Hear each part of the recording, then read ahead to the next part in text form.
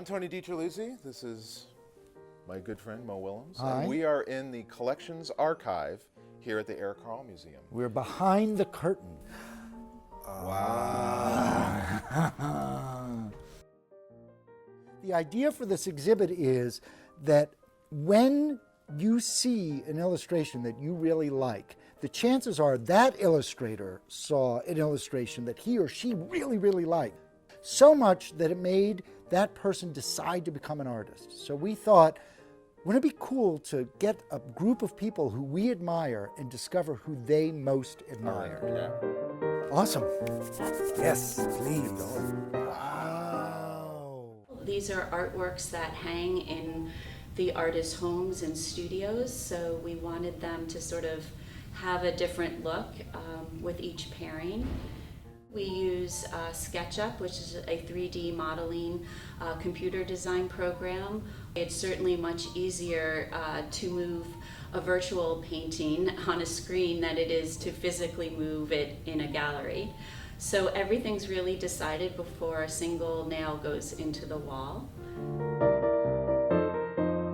We have 19 artists in this show, and it's a real variety. Variety in terms of age and what they do and why they do it and how long they've been doing it. And I think that there is also a narrative of when is it in your career that you can go out and get this piece that was really a talisman.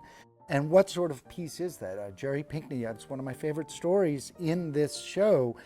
He, as a very young artist, just married, put a piece of art on layaway. Right? Here he is struggling. He isn't Jerry Pinkney yet. He's just some guy with a portfolio trying to make a career, but he still says, I need this in my life in some way because when I question what I'm doing or why I'm doing it, I can look at this piece and it will keep me going.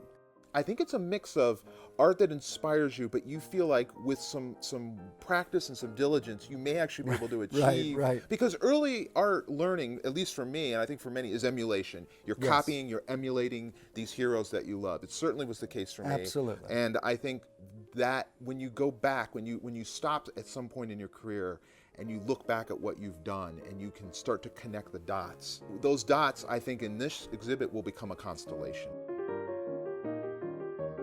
The Carle Museum is a jewel.